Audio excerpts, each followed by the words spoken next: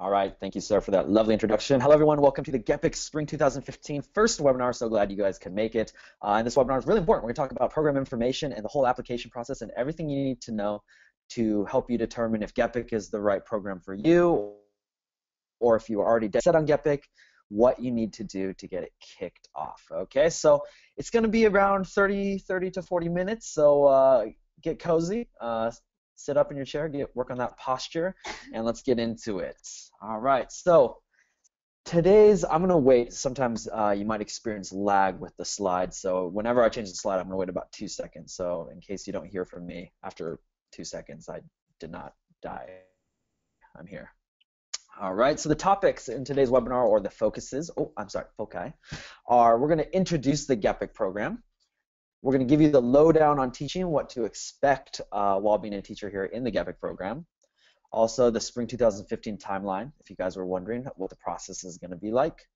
Initial required documents, things you need to kickstart your Spring 2015 application, as well as have our famous Q&A session where we're going to answer questions we've already received in our inbox, as well as answer your guys' questions live. So if at any point you guys have a question, type it into that little chat box, and we will answer it for you during the Q&A session, or if not, stay on the line and one of our chat room representatives will get that question answered for you, okay?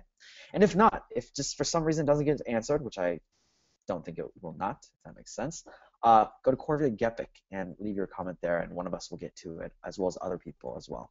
Okay, so let's jump in. First, we're going to start this webinar off with real talk, and these are things you should consider before moving on with the GEPIK program or any program within Korea. You know, it would be kind of pointless if we just told you all the great things and say, yeah, you guys are going to become so rich coming over here. You guys are going to have the best time. You guys are going to become celebrities. You know, we got to tell you the real things. We're not one of those recruiters that's just trying to get your foot in the door as soon as possible. We want you guys to really evaluate this and see if this is the right thing for you. Okay? So these are things you should consider before moving on. First, we must inform you that the ESL market in Korea has become highly competitive. You know, back in 2007, 2008, when there's this mass, migration of teachers here, it was relatively easy to get a job. You could have majored in anything, have no experience, and you could get a job relatively easy. But now there's a lot of people that want to teach in Korea, and it's become highly competitive. GEPIK is one of those programs that is highly sought after because of its proximity to Seoul. Okay, so keep in mind that it's not going to be just kick your feet up and send in a document here and there. You really got to put all into this because it's very competitive and you're going to be competing against a lot of people. Okay. Second, public schools. It's the more difficult route than Hagwons. You may have researched about Hagwons at this point. Public schools are more difficult, but it's the better route. A lot of people that do public schools, it's the experience that they always will remember and they really, really enjoy. Okay. Also, teaching is your main purpose for being here. I know some of you think, yeah, I just want to take a year off and travel and make some money on the side. Actually, it's the opposite. Korean employers are wanting to hire you to be an employee. So if you were to slack off, or you don't expect to miss school because you want to travel, teaching is your main purpose for being here. So make sure teaching is what you want to do, and everything else is after that. Okay. Next is adaptability is the key to success. It's true. There's going to be a lot of changes you're going to have to make when you come in here, whether it's cultural or just because you've never taught before. But having a professional teacher attitude is really going to be your key to success here. If maybe your boss asks you something that's just you're like, oh, that seems so much work, taking a step at it, trying to do it, that's really going to be great in front of the eyes of the employer. Okay, so adaptability, being able to change yourself from moment to moment, day to day, not getting too concreted into something, that's really going to lead to your success as well as happiness here. Really believe that. Also, do you have an open mind? And how open is it? I can repeat that. How open is it?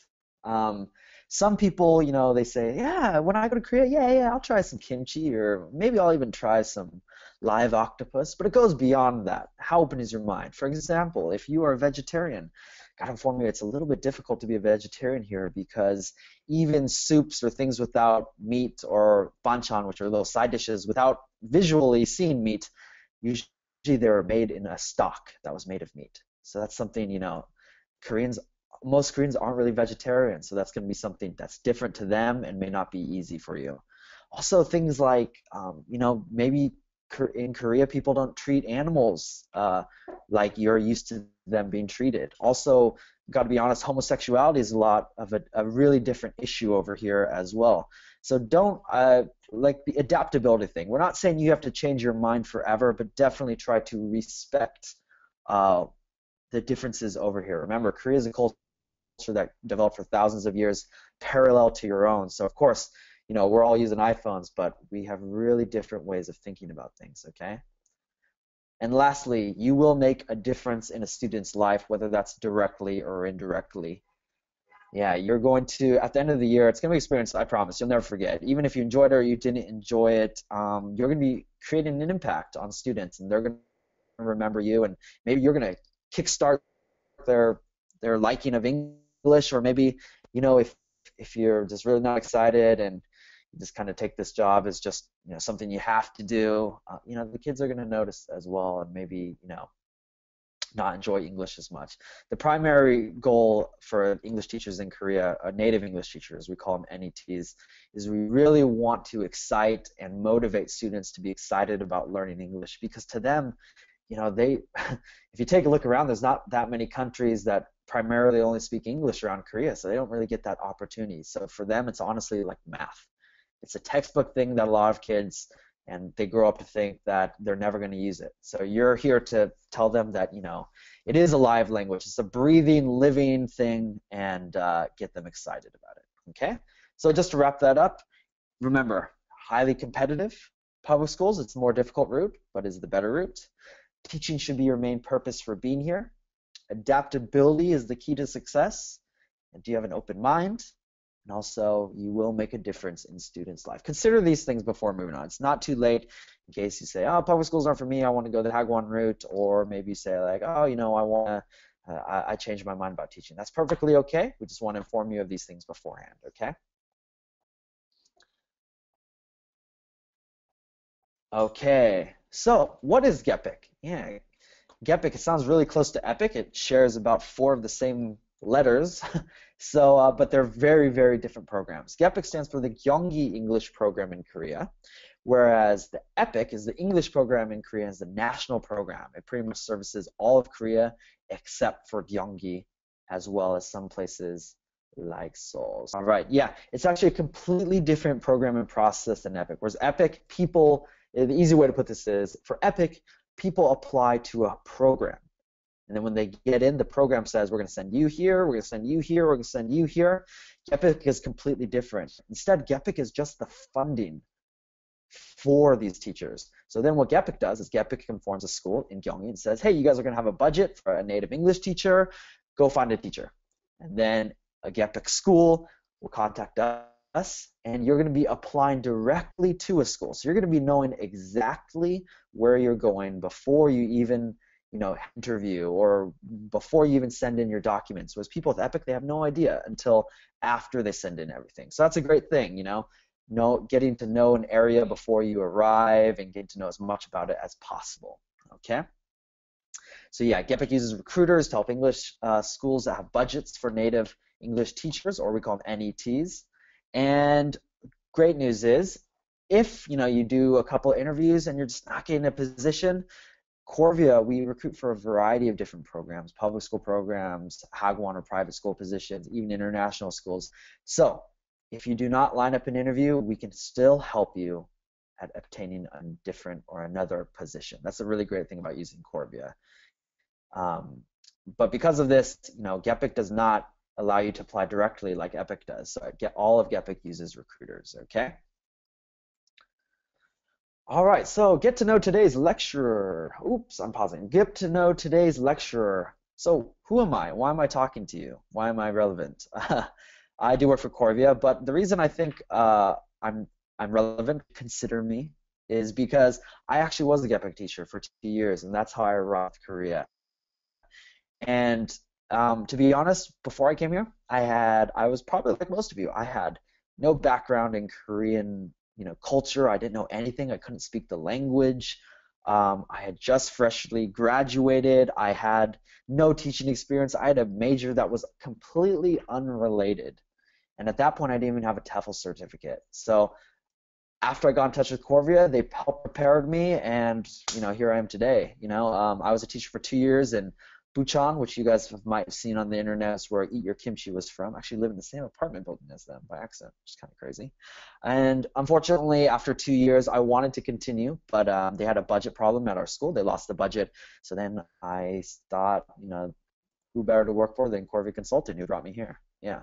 So I just want to let you know the things you're about to be going through, the things you are going through. I know exactly what they are.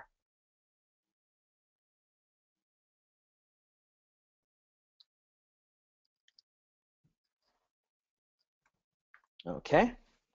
All right. So let's talk about locations. You might be wondering, where is Gyeonggi-do? Is that an island, or is that North Korea? No, no, no. Gyeonggi-do is a great little province that is actually famously referred to as the suburbs of Seoul. It's a region that directly surrounds all of Seoul on each side, except for a little sliver of Incheon, which is where the international airport is. So a lot of people, if you look on the left, you can see Gyeonggi in that little gray area around Seoul, and on the right you can see Gyeonggi closer up, and you'll see it's made up of about 31 different cities and counties. And a lot of people, because it surrounds Seoul, a lot of people that live in Gyeonggi actually work in Seoul, so they're all commuting back and forth. I do the same. I still live in Bucheon, and I commute every day to Seoul. So just think, I know a lot of you guys are probably wanting to be as close to Seoul as possible. It is definitely in reach, and there's enough rapid transportation that it'll be not that difficult as well. Okay, so cities, if you ever see this in an article, or if you start looking at other things about cities in Korea, they'll always be affixed with shi. So say Bucheon shi, or it'll say Anyang shi. That means it's a city. Shi means city.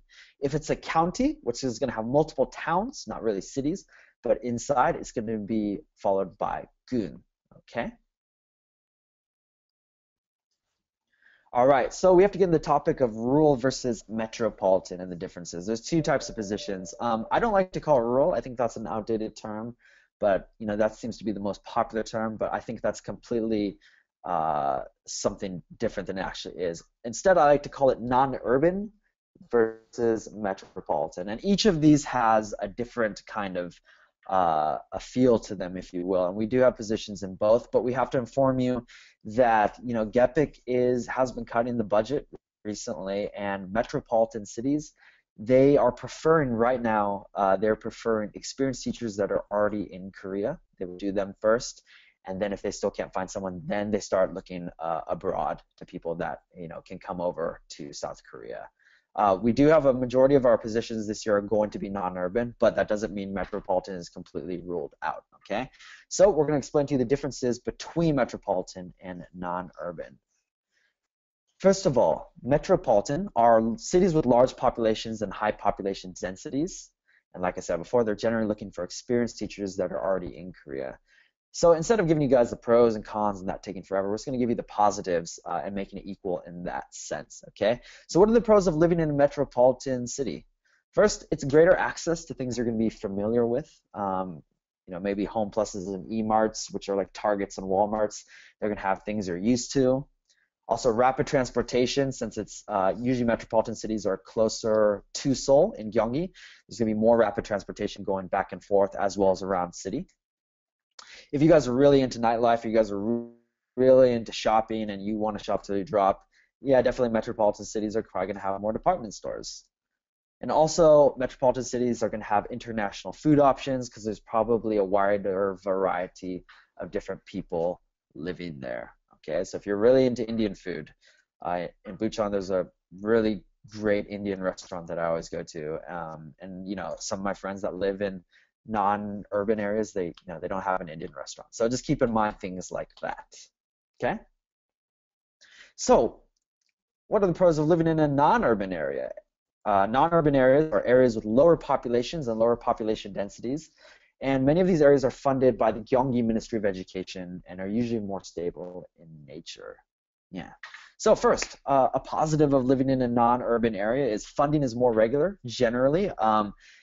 It seems that when there are cuts to the GEPIK program, it's always metropolitan positions go first. So non-urban, usually the funding is more regular. Also, the accommodation is generally larger. We're not making any promises, but it's generally. One of my friends, he moved to Munsan, which is in Paju, and his apartment was like 3 times the size of mine and probably 8 times the size of one in Seoul. It's just because out in those areas there's more room, so the apartments are generally the same price but a lot larger. Okay, and remember those accommodations are already paid for and provided by your school. Also, some people will be available for a rural allowance, which is going to give you 100,000 won extra in the bank every month, just in case you do like to travel often and get out to Seoul and see things. They're going to give you 100,000 Korean won extra, which is equivalent to about $100 a month. So that's really nice. And also the celebrity factor and more relaxed schools. I can say that you might think before coming over here you're going to be the first foreigner in South Korea, but it's actually every day. I think every single day I've been here, I've always seen a foreigner. There's a lot of English teachers here. There's the military is here, and there's also a lot of expatriates that are working at companies. So if you're living in these metropolitan areas or in Seoul, Koreans are kind of used to seeing you around. Of course, you'll still catch their eye, but they won't maybe approach you. Whereas in non-urban areas, you kind of have that celebrity factor going on where people go, oh, and then you become famous in the town as Tom, that guy, Tom the teacher or something like that. Also, schools generally in non-urban areas are more relaxed, whereas in these metropolitan cities, hagwons and these after-school educations, they dictate a lot of what they expect, what the parents expect to be taught in school. So sometimes they have a lot stricter rules and more. They want you to do a lot more in metropolitan areas, whereas in non-urban areas, they're just glad to finally have a teacher, and they're a lot more relaxed and let you do what you want to do. Okay.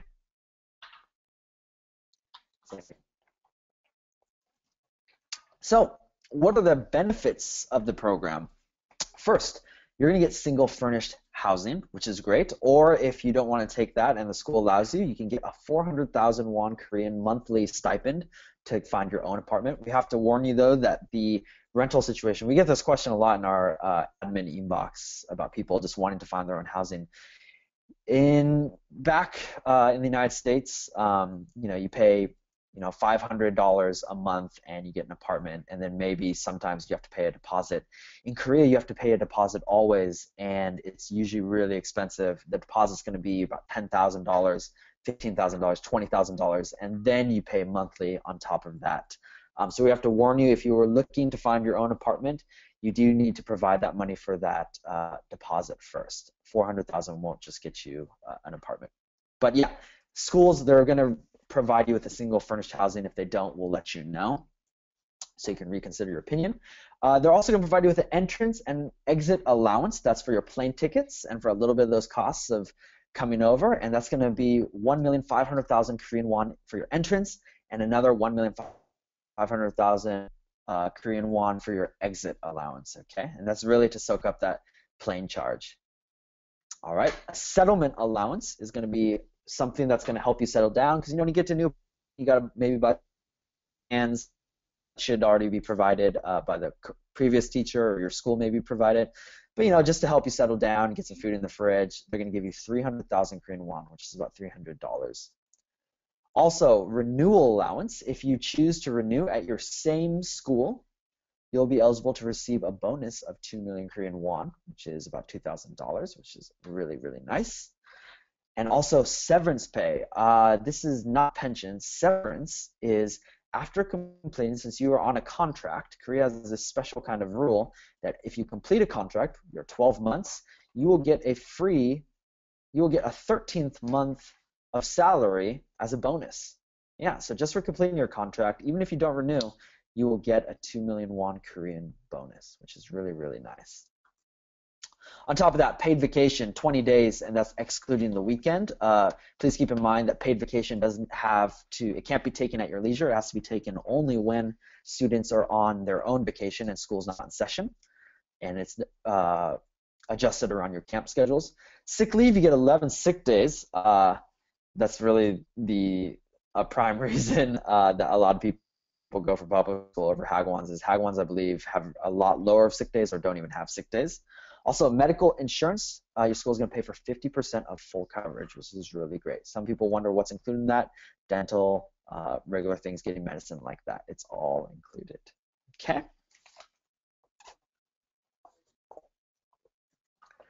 So now we're going to talk about the job, what to expect in day-to-day to see when you come to Korea to teach. Instead of just listing points, I thought that was really boring. And also, it just wasn't as good. We want to give you a really accurate representation of what's going to be like. So what I did is I went home and I looked through my photos that I had taken during the 2 years, and I put them on here, and I thought, I could describe certain situations just with those photos. I think it's a lot better. I have to warn you, though, that it's going to look kind of creepy because I had to conceal the identities of my students. So there's a reason why their eyes are blotted out. That's just for privacy reasons, okay? Okay, so first, co-teaching. This was my co-teacher. She was a really wonderful lady, and she helped me a lot. She was there the first day to take me to the hospital.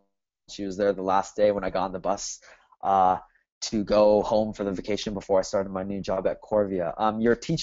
Your co-teaching relationship is going to be that your co-teacher is going to be the one in charge. You are their assistant, okay? So try not to think of it as the other way around where you're going to be telling them what to do. Don't just think that because you are a native speaker, you are in charge. It's definitely not that way. The Korean teacher is going to be in charge, and you're going to be their assistant. And if you're wondering what she's pointing at with that weird finger, that is called a live board. Is that the correct name? It's like a live smart board. Yeah, that's it. It's a touchscreen TV, and a lot of schools will have this. And if you'll notice, that's actually the interactive CD that comes with the book. The interactive CD is actually the book, just in interactive form. So you can touch around and you can access certain little assignments in there, play songs and stuff like that. So that's how we touch that thing a lot. That sounds kind of inappropriate, but yeah, we're using that thing every day. Yeah, and also co-teachers, we should say, are going to be your lifeline, because unless you are fluent in Korean, they're going to be the ones that are going to be able to translate to your principal and vice principal about your needs or any issues that come up. So do make your best effort to have a great relationship with your co-teacher, because if you do, your life's going to be a whole lot easier, okay? And also, they're there to have your back. We have one of my friends, him and his co-teacher, she'll take him to go do everything. She was really kind with him, took him to like the zoo or something like that, and also took him to open up a bank account, whereas some other co-teachers, they might not do that, but yeah, your co-teachers definitely should be your best friend when you come here, okay? The classroom, this is what a classroom looks like. Mine was refurbished, so this might look a little bit different and more colorful than yours might be, but there's generally going to be two different situations. One's going to be stationary classroom, and one's going to be a mobile classroom. Stationary means that there's one room dedicated to English, and it'll usually be decorated with lots of English words and things like that, and you're going to teach in there every class, and the students will come to you. Mobile teaching is if they do not have a dedicated English room, you're going to be going to other classrooms, like their homerooms, and teaching English for 40 minutes and then leaving and going to a different classroom. Whether there's benefits, there's benefits and negatives to both. We had a stationary one, so that was always nice, but you might have a mobile, so just keep that in mind and be prepared for that. Students, these are going to be your students. They're going to look to you as teacher, and this might sound pretty strong, but remember, they are children, so you're an adult in their eyes, so you're kind of like God to them, and that everything is possible through you, and that you can change a lot of situations. So remember that you will make a difference in these students' lives, and if you come to class and you're having a bad day and you just don't want to say much, they're going to notice, and they're going to think, what's wrong with you? Children are very perceptive of everything. Okay, so please keep that in mind. Class schedules, the 22 hours. Some of you guys might be wondering, like how do I know what my schedule is going to be like? What hours do I teach from? So what I did is actually I wanted the same thing, and we had a board that was on our wall of our class schedule. So I took a picture of that, and on the right hand you can see a little bit more magnified or close up. If you're wondering what those numbers mean, the first number is the grade level. So if you see on Monday it says 6-2, 6-3, 5-2, 5-1, that means the second hour. The first hour I had no class. The second hour, which was like 9:30 to 10:20 or something like that, we saw sixth grade class 2. Then after that, the next hour we saw sixth grade class 3. Then we saw fifth grade class 2, fifth grade class 1, and that's how the schedule is going to be organized. It's going to be about 40 minutes for elementary school level. High school, middle school are different. We'll talk about that in a second. But yeah, every one of those 40 minutes is going to count as one teaching hour. So don't just think that a week you're just going to show up at school for 22 hours. You're going to be there 8 hours a day, but you're only going to physically be teaching for 22 hours a week. Okay? You might come in under or you might come in over. Usually you'll come in under, and they might have you fill that with some other extracurricular activity just to get those 22 hours stamped. But if you are over, there should be some sort of compensation process, whether it be monetary or some other benefit. Okay?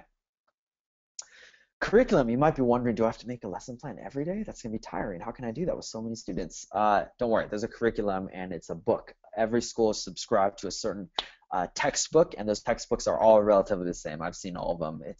They might look different, but inside, once you open it up, it's all pretty much the same.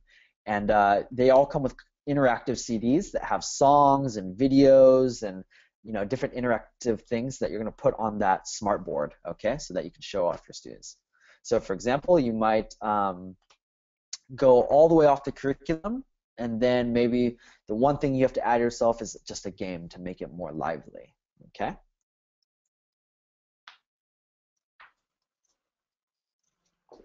All right, extra responsibilities outside the 22. I actually came at 21. I think you can go back and count that. I was at 21, but what my school had me do is to make up for that 21 and that 22 is I had to do an English broadcast every week, and I first was like, oh, this is gonna be a lot of work. I'm gonna hate this, and I don't want to do this at all. But I turned out I loved it, and so you can see on the left we did a little 007 one where we taught like action English, and it was broadcast to the whole school. So it was really funny, is because I only would teach 4th, 5th, and 6th grade, but I'd walk around the school, and because it was broadcast to everyone, students in kindergarten would run up and be like, Stephen!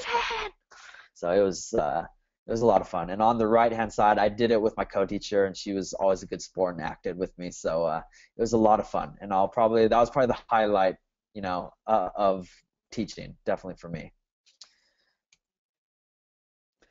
School lunch. School lunch is great. It's also provided. It just comes out of your paycheck. It's about $2 or $3, 2,000 to 3,000 won per lunch. It just is automatically billed. So you have the option of doing that or not. But every day it varies up, and you'll be surprised that sometimes you might be not excited at all. But the schools, they're really about getting optimum nutrition for their students. So it's really, really nice, and you can have a lot of it too because you're an adult. Whereas the kids, they can only get so much, but I think you can go back for seconds. But yeah, as you can see, sometimes it varies in terms of variety, if that makes sense. So I had mixed rice, and then I had a waffle to the top left with sugar on it, and then I had some sort of mustard salad on the right. So yeah, some days it's going to be interesting, but most of the time it's pretty good. And just if you're wondering, you're going to be eating that either in your classroom or in a cafeteria as well, okay? School excursions, or they like to call team building. These are things you might do with your school. You guys might go on a trip together. You guys might go with the students on their trip. That's been known to happen.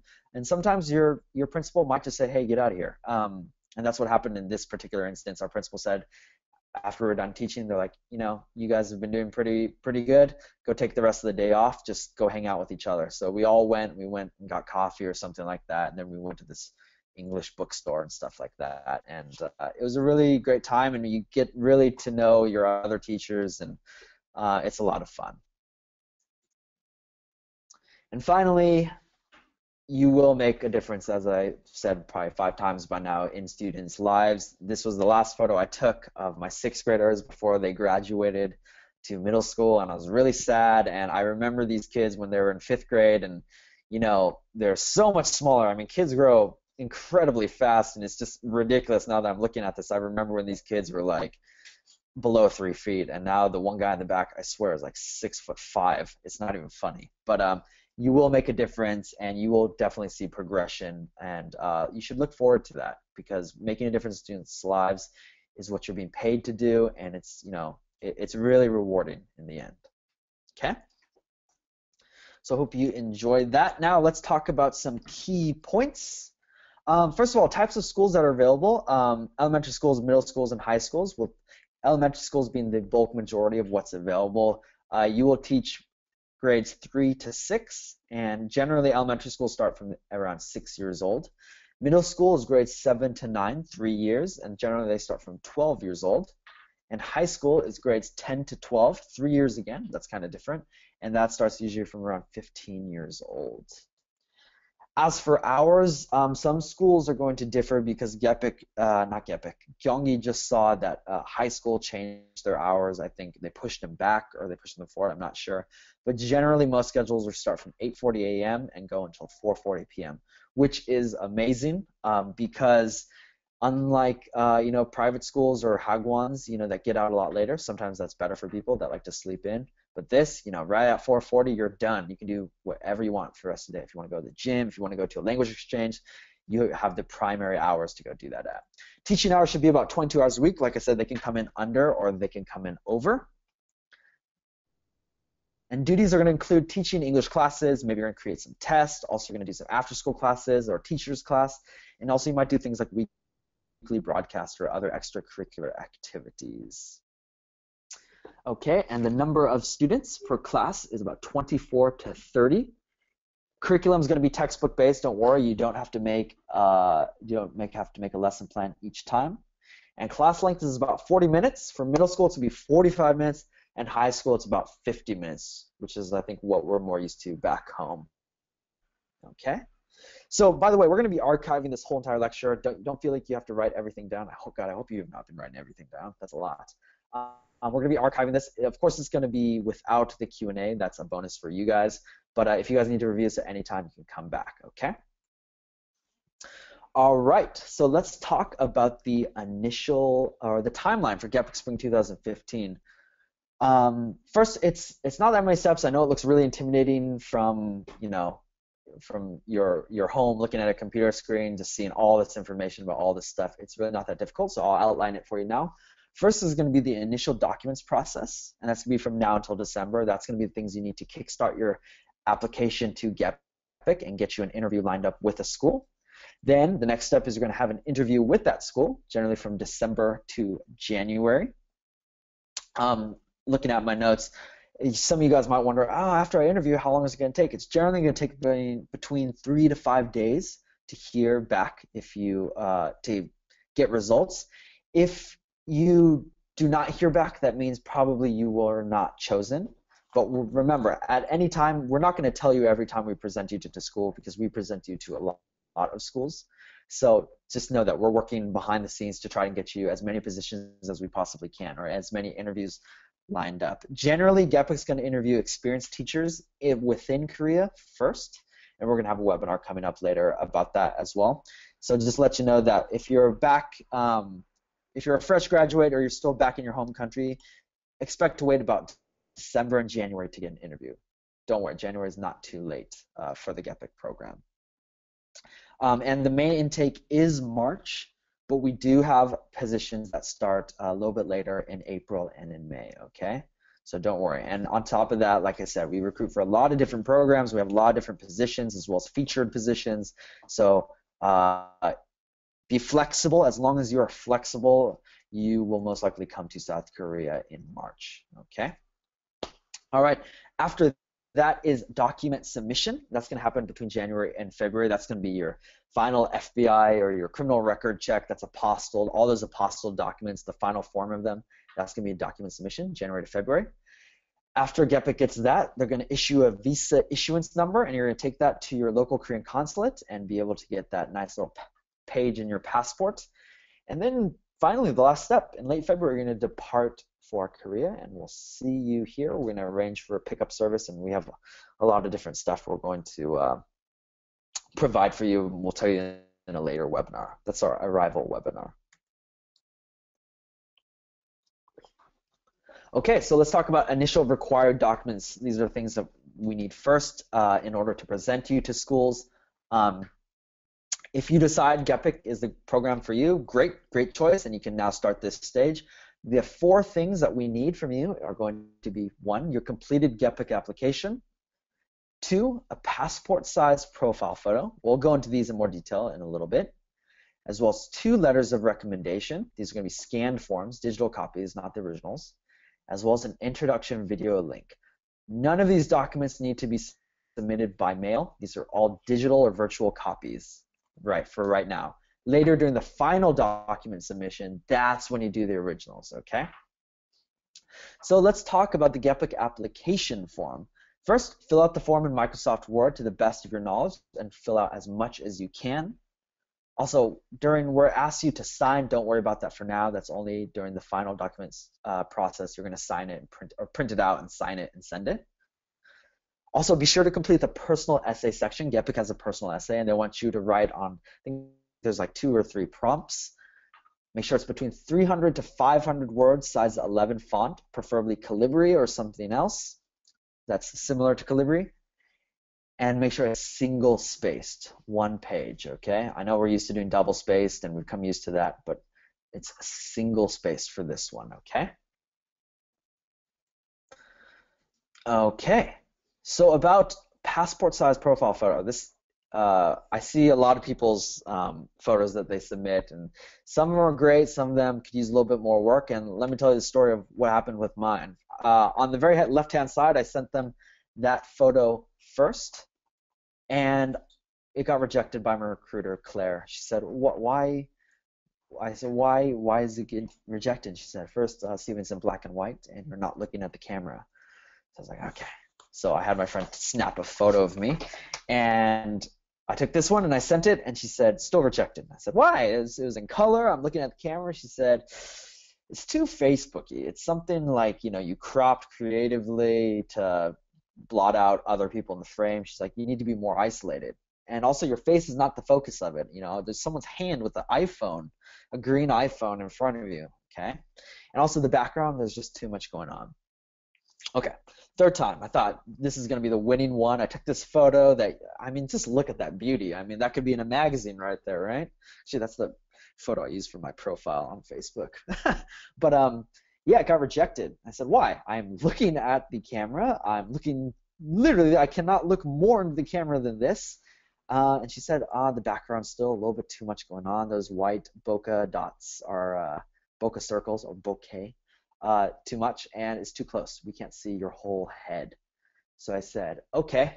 So I took this one, and it was accepted. And why was it accepted? It's because it's a perfect passport photo regulation. It's the perfect square. Also, the regulations you can find on our website as well. It has a perfectly white background. It's clear. There's nothing distracting. And also, I'm looking directly at the camera, and you can see from the top of my head to my shoulders. That's the photo they are looking for, okay? So you might be wondering, how can you get this kind of photo? Well, we want to introduce to you www.epassportphoto.com. We are not partners. We do not make any money off of this. It's just what I used and what a lot of other applicants have used as well. And what this is, it's completely free. You don't really need to sign up for anything, to my knowledge, unless it changed within the last year. But what you do is you get your own digital camera, put the timer setting on, and you put yourself in front of a white wall or a white sheet against a wall. Take your own picture, get the perfect picture. You're not just limited to, one chance like the DMV or, getting your driver's license. And then what you do is you submit it to this website and you crop it, kind of like on Facebook. You crop it to official passport dimensions. It knows. Then you save it to USB.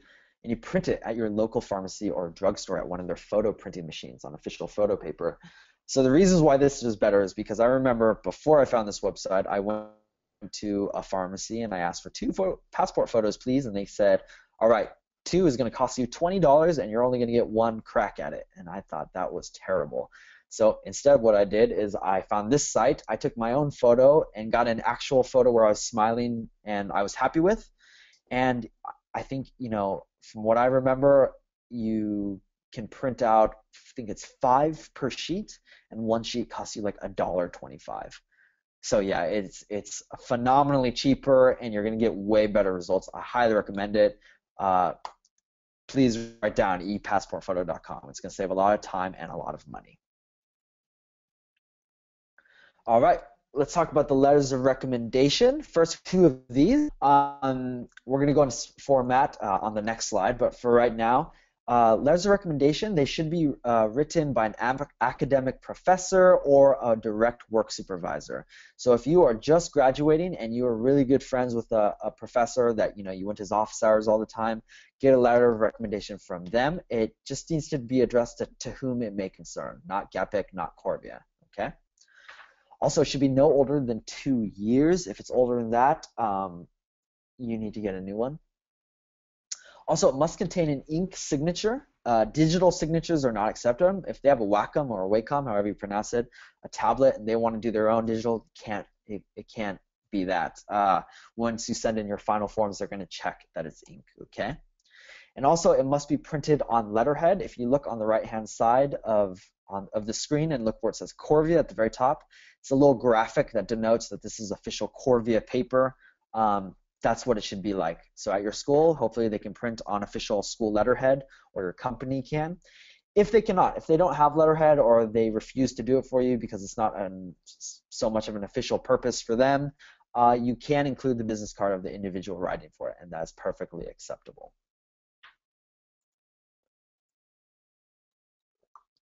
Okay, so let's look at this format a little closer up. As you can see, it needs these 5 things, and that's going to be first, letterhead. As you can see, the little graphic, this should be the official paper. It's also going to need the date. Remember, it cannot be older than 2 years. Also, it needs to show the title and position of the person that wrote the letter. Were they your supervisor? Were they the manager? Were they the owner? That's really important. Also, they need an ink signature. Remember, ink, not digitally signed. And also a contact email and phone number in case we need to verify that the letter of recommendation is correct, okay? GEPIK can do that, and also sometimes we do that as well. So make sure to include that.